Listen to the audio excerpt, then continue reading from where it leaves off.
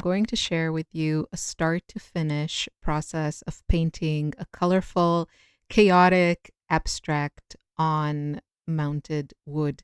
I'm really excited. I personally love start to finish process, but many times with artwork, it's really hard because it's just very long. With my watercolor pieces, I'm a bit faster, but with acrylic pieces where you want or I want that layered look, it just takes a long time. So I'm going to share with you everything that I'm currently doing that I'm really enjoying, a few really great, not hacks, but I don't know, strategic decisions that work well for me.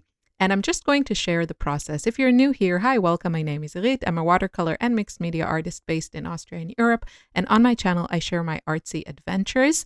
Let me know in the comments if you want to see more videos like this. They are, quite hard to make. So I want to make sure that people actually want to see them. But yeah, so I've been kind of going through a thing lately where I'm really trying to get out of my head when I'm painting. I don't know how you paint, and I feel like there are two groups of artists. One is a group that feels very comfortable following their heart, doing what they love in a very intuitive and free way, and they don't necessarily think about things analytically. It just comes very natural to them. And I know several artists like this. And then there is the other group, which is the people that really want to find a formula, a reason, a strategy, a hack, but not in like a short kind of way, but in a success guaranteed kind of way where you keep wanting to find some sort of proven method that works. And then you also second guess yourself every step of the way. So I don't know, maybe there are more groups, but I'm definitely part of the second group. And I've just over the years, I just really struggled to just do what I feel like when it comes to painting. If you don't know, in my previous life, which means before I started painting kind of full time and creating content and creating art courses, I was a doctor and I studied medicine. And basically, as I was also working together university and working in a hospital, it was about 10 years, more than a decade of always feeling like you don't know anything. And this is how it is in the medicine world. You become an expert in your field after, I don't know, 10, 12, depends on the discipline, but many, many, many years of studying. And this is kind of that feeling that because I stopped my residency in the middle and I never became, an expert in internal medicine, which was my field.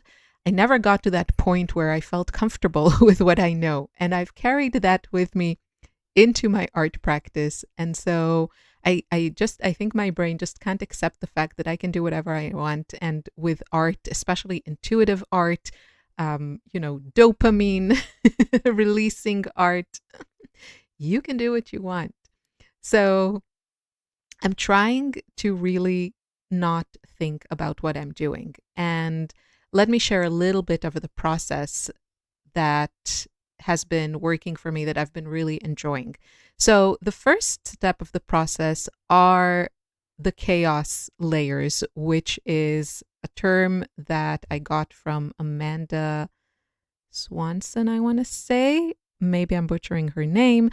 And in the past, that didn't necessarily work for me, but I've learned to embrace it. And basically for the first 4 layers, let's say, and I'm counting here 2 layers of acrylic paints and 2 layers in between of scribbles, where I mostly use pencils and oil pastels or wax pastels, I don't get precious. I don't think about leaving things, not covering up things that I like from those first layers.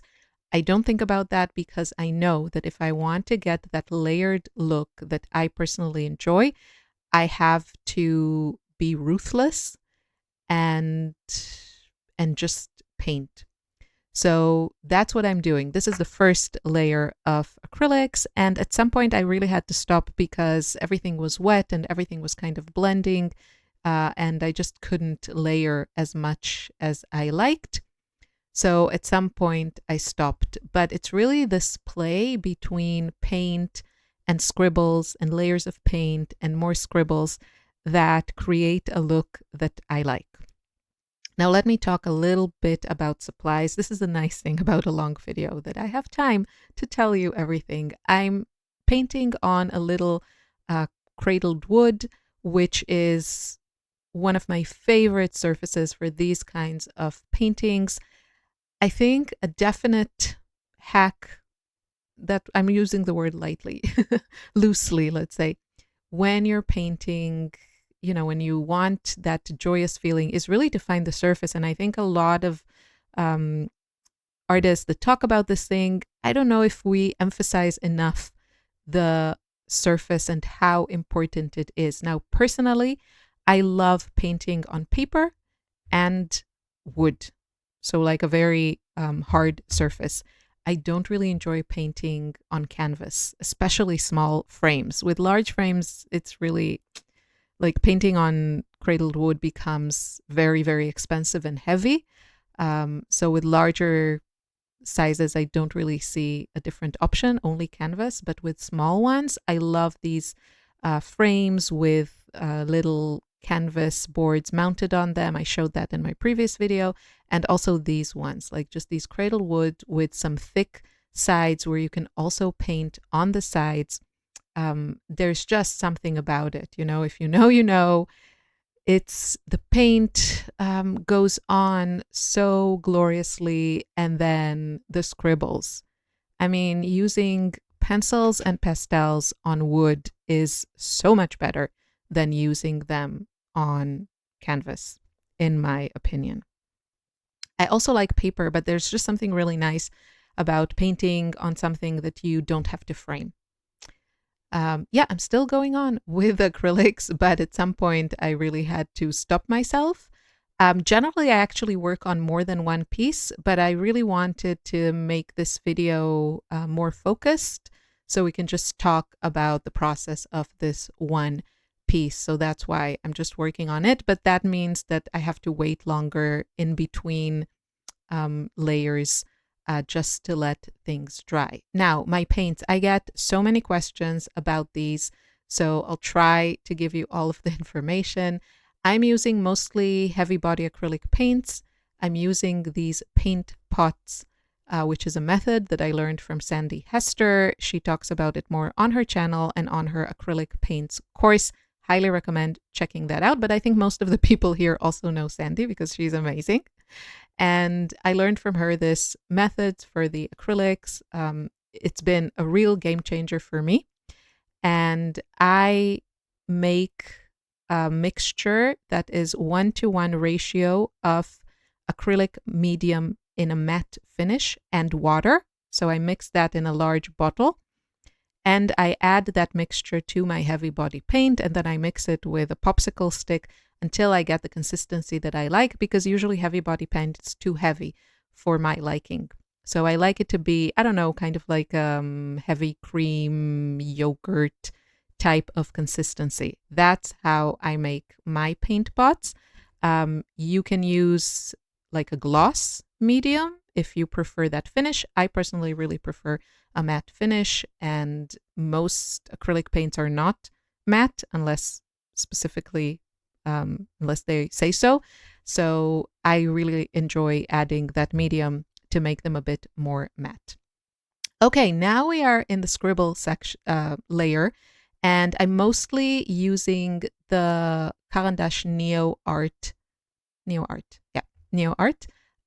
are lovely. They go on top of almost everything. I think here I did have some issues with the paint just peeling, but I don't really mind that because I like the texture.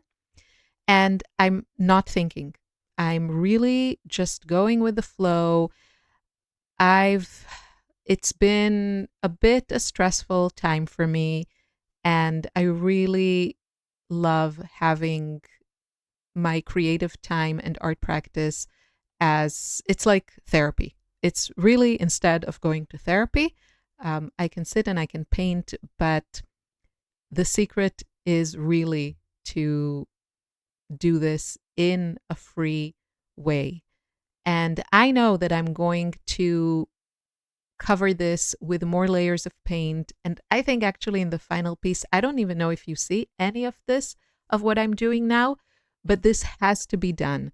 And this is also the beauty of working like this, because you don't have to edit yourself at this point. You can really go crazy. You can see things are very colorful, very chaotic. There are like scribbles everywhere.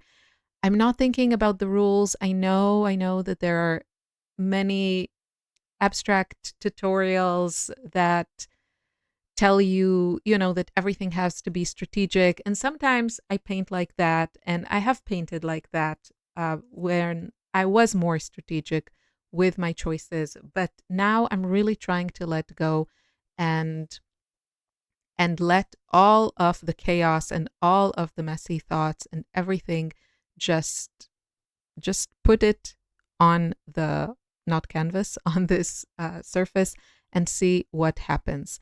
And for me, this is new. For me, this whole idea of doing what I want, I think it's just, yeah, it's very, very strange for me.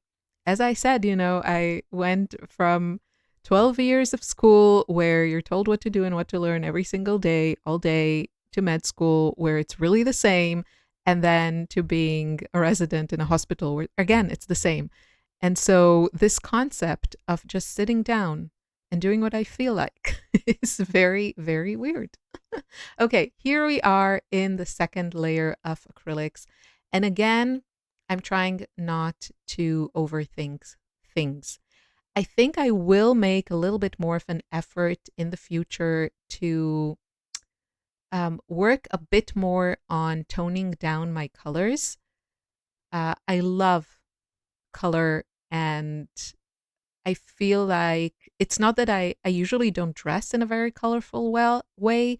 And my house outside of my studio is actually quite calm and neutral. There's not a lot of color except my artwork hanging on the walls. Like all our walls are white. And I really feel like my artwork is the place where I get to, I don't know, unicorn rainbow vomit all of that onto my artwork. And I actually really love having super colorful pieces, even like smaller ones, hanging on a wall. It brings so much joy into a space where you have that just like little gem of colorfulness. So, what you can see kind of emerging already is something that I really enjoy using, like a strategy that I enjoy using in my work, which is color zoning. That's how I call it. And this is basically allows me to use a lot of color in a way that to me doesn't feel too much. Now, there's like a scale here, right? For some people, this would be like insanely colorful.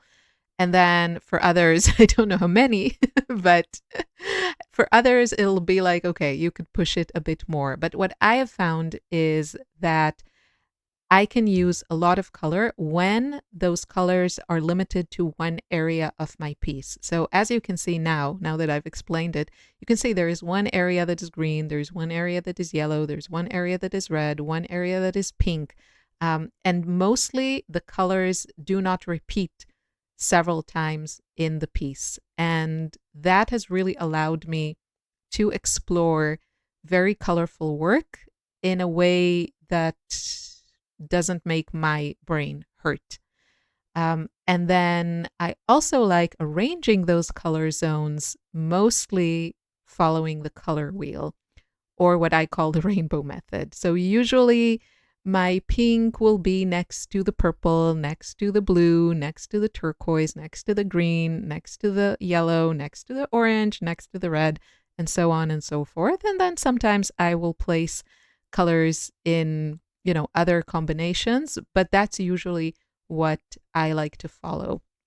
And again, it's a sort of order in the chaos. So these things like the rainbow method and the color zones, it really is for me order in the chaos, but in a way that my brain loves and makes sense for me.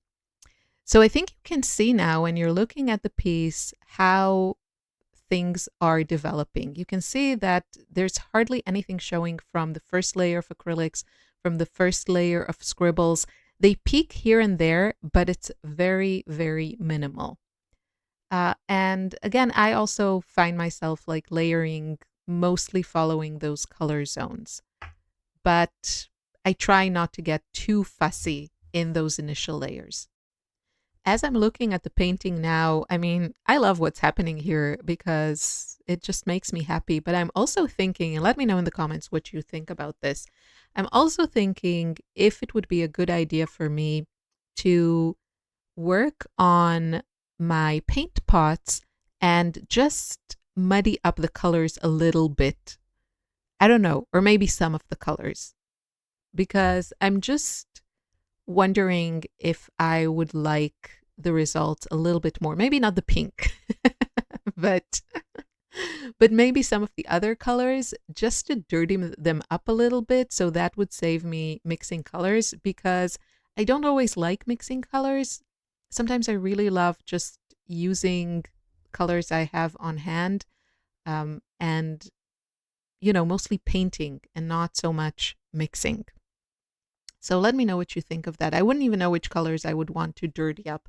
I mean, I definitely enjoy adding yellow ochre to my pieces. I find that it's like such a grounding color that brings that warmth and earthiness, but it's still, like a color. Like it's still like yellow. So I do enjoy using that. But yeah, I'm really having fun trying not to get too fussy here. Again, doing those first couple of layers of acrylics and couple of layers of scribbles without getting too precious. Just working, just adding. I mostly worked in watercolors. If I look at, my body of work and what I've spent my time painting on in the years that I've been painting, I've mostly worked with watercolors, and I felt like a big theme of painting with watercolors was not overworking and really keeping that like freshness and lightness.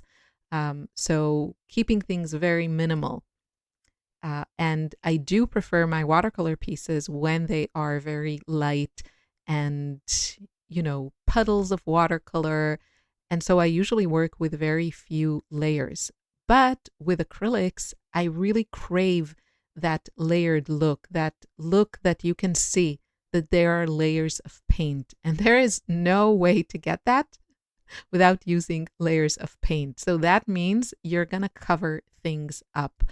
But I also, it's like such a good exercise, letting go of things, not getting too precious, and kind of making that leap of faith and trusting that adding things, covering up things will make for a more interesting painting.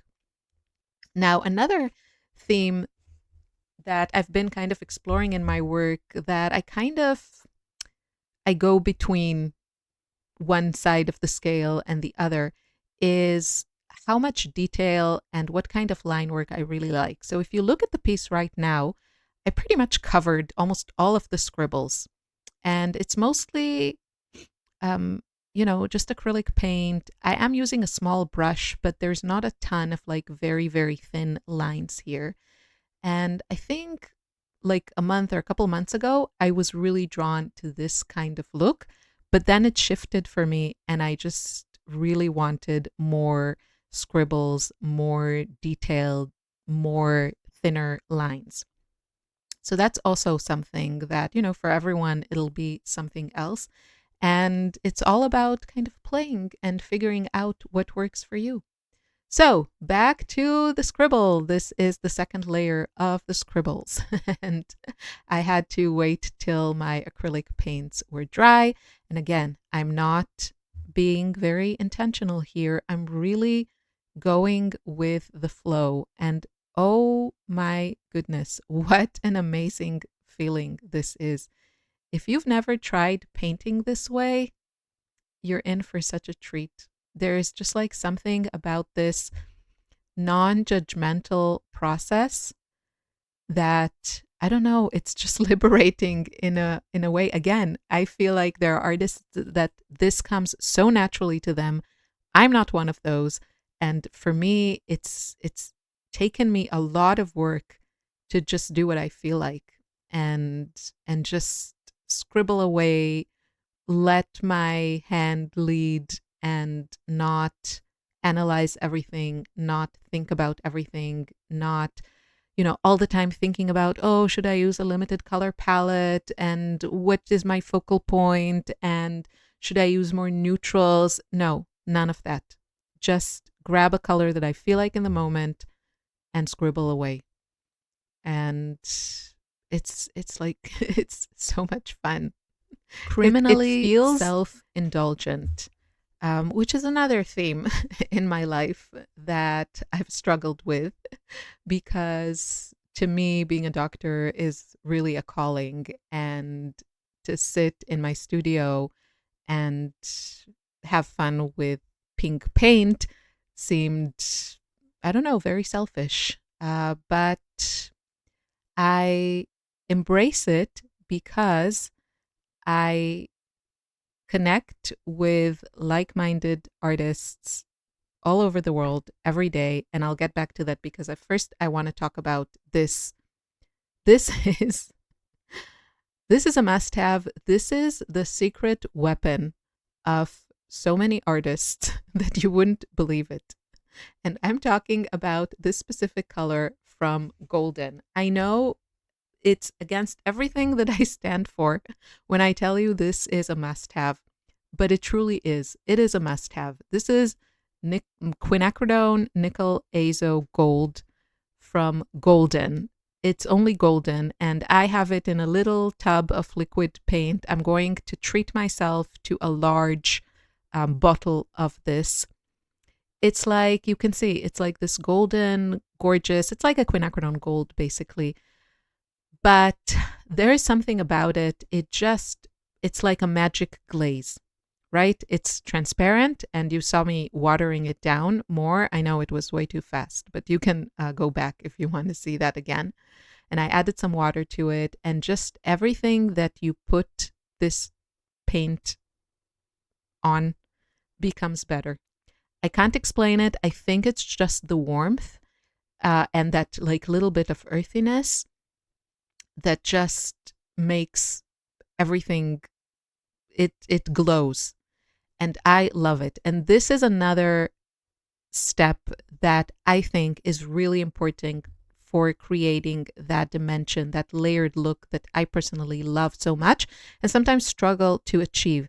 And that is coming in a bit later in the process with some liquid transparent paints. I'm using acrylic inks and that golden, I think it's like it's a liquid something. It's not super liquid. I actually don't like the consistency of it. I really prefer Golden's high flow paints. And if they have that color in the high flow, that's what I'm going to buy. But you can see I'm like adding water, I'm letting it spill, and it creates like this fun glaze. And because of all the drips, I feel it looks unintentional and just like messy in the best way. And I'm adding some turquoise. I have this gorgeous turquoise color from Liquitex. I have a few colors that I've been really enjoying. So the golden one I told you, then Liquitex has turquoise deep in their inks, and another ink is deep violet. That's the violet that I added. It's so gorgeous. I'm almost out of my bottle. I need to replenish that. And also, I'm very surprised, as much as you will be, that I really like their phthalo blue green shade. That's the one I used on the right side. And I don't know, it doesn't seem so phthalo-y to me. It feels a bit more almost like an ultramarine. Almost. It's not as red as ultramarine, but they are beautiful. And I really love coming in at this stage. You can see I've done already a couple of layers with acrylics and a couple of layers of scribbles. So there's already layering there. But then you come in with those transparent colors and glazes, but you just like let them flow. And I feel like this is a really not only like important part of my process of creating these like layered fun pieces, but it's really fun. It's just like so much fun. That contrast of working with more heavy body paints and then coming in with acrylics, like liquid ones, it's a lot of fun. Now, a lot of artists start with liquid paint or work a lot or mostly with liquid paint. I don't know, that doesn't work that well for me. I like to use them, but a bit later. Now, I want to say something about the Neo Arts. They're perfect. I don't know what to tell you. They're so good. I love them so much. I wish they came in all of the colors that the Neocolor 2 come in. Um, I don't want to use at this step, like at this stage of the process, I don't want to use something that is water soluble. And that's why I don't use the Neocolor 2, even though they are very, very similar in performance. The Neo Art might be a little bit creamier because they have more oil in them, but they're quite similar in feel. But these are not water soluble. And so for me, that makes them superior in this context of these pieces. And you can see I'm impatient. I don't want to wait for things to dry. So I'm kind of working in between those liquid paints, those wet areas, and just adding more inks, adding more scribbles. It's so much fun. My inks are, some of them are more opaque. You can see now I'm working with this silicone wedge, which really creates a cool layer because it's I don't know, it's hard to explain, but it's like a glaze with more opaque paint. And you can see some of the texture through it and some of the layers because that applicator allows you to put down a really thin layer. So you can see it's only like semi-opaque. And I really love that. I think that play of opacity, having things that are more opaque, having things that are quite transparent, I think it really adds to the depth here. And I want to say something. There is, I think for those of us that also make tutorials a lot of the time, which for me, it's a big part of how I spend my creative time. There's a big difference in creating tutorials where you really have to make the process demonstrate a certain point or technique. And it just doesn't really allow you to create in this intuitive way where your brain just goes to that place.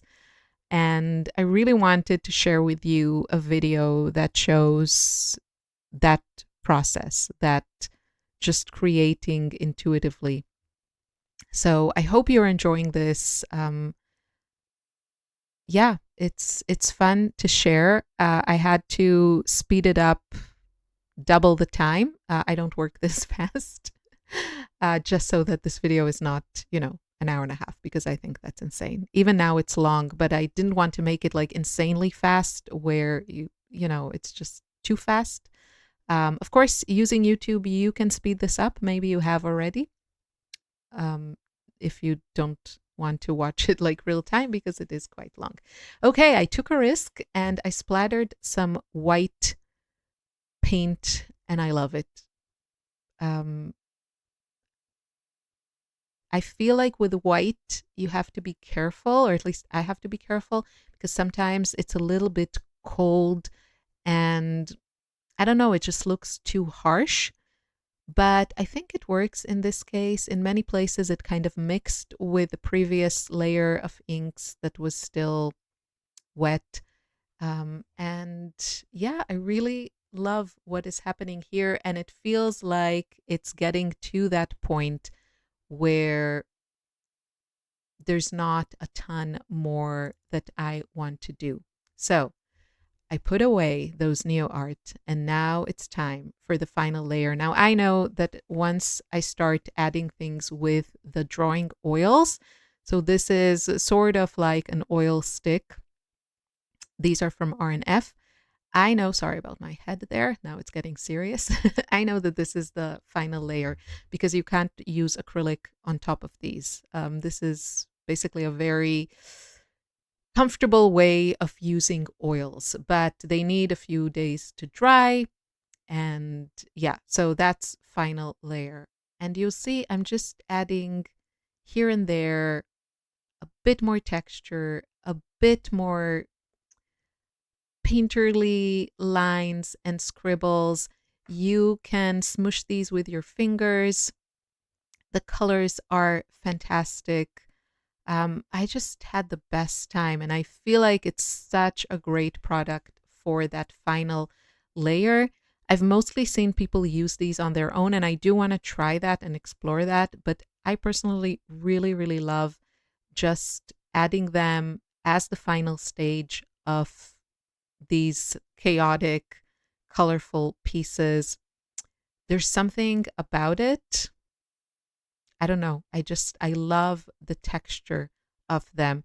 I, in the past, I've used oils at these later stages, but I feel like that's such a, I don't know, labor intensive process of like squeezing out the paints and everything. And this is so easy and so immediate. And I'm all about that. So they do cure on their own. So that means that every stick kind of develops that layer that you have to get through to get to that usable paint. So it does get messy, but it's so worth it. This one color, cherry absinthe, it's so gorgeous. It's almost black. It reads black, but I feel it has more life than black. And I just kept using it, couldn't help myself. I wanted to put it everywhere just for that extra depth and darkness. So I really like that color, but there are a lot of like lovely colors. Some are more opaque and then some are more transparent. And it's really fun, again, to play with that opacity versus transparency, glazing certain areas. You can really smush these with the transparent one. I mean, you can smush all of them, but the transparent one, you can smush them with your fingers. And then it's really like you added a glaze, but with an oil stick or paint. This one, I think it's like the pale yellow, something like this. It's not white, and it's really lovely. Sorry, the light was getting too intense, so I closed down my shutters a little bit, and here I go. And this just feels like the perfect ending to this entire joyful process. It's like the icing on the cake. Um, so much fun. This process has been joy from start to finish. And I don't know, in the past, I really felt like many times I had to kind of control my brain, and I didn't necessarily like it when the finished pieces were so chaotic and colorful. But I'm really learning to embrace it and kind of see what happens and really try to be authentic. Um, and the process here is it's just magic. So I hope if you want to create abstract art, yours will look completely different. And, maybe you really like neutral colors, but you can take the exact same process of, using the layers of paint, using layers of scribbles, then going in with acrylic inks, then going in with oil wax pastels, and then coming in with oil sticks or oil paint. You can do all of that in whatever colors that you enjoy. But it's just like building things and seeing what happens. That is, I don't know, it's just truly magical to me. And I've been having a lot of fun doing this.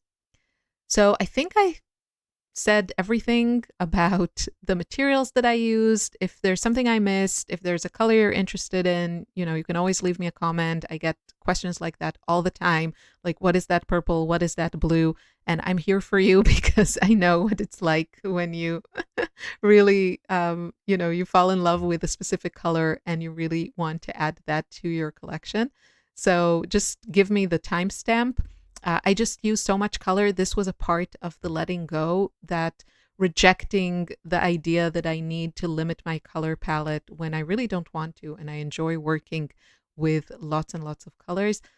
So I can't say like the name of each and every color, but if there's one that you've fallen in love with and you want to know, just tell me when exactly I use it in the video because I probably used like, I don't know, 50, 60, 70 colors in this video between all the pastels and the acrylics and everything. Um, so I can try to help you out. And let me know if you paint intuitively. First of all, if you don't paint intuitively, then you really should try it. But if you do, tell me what really makes you happy in that process. Um, I don't know why that is so hard for me to embrace.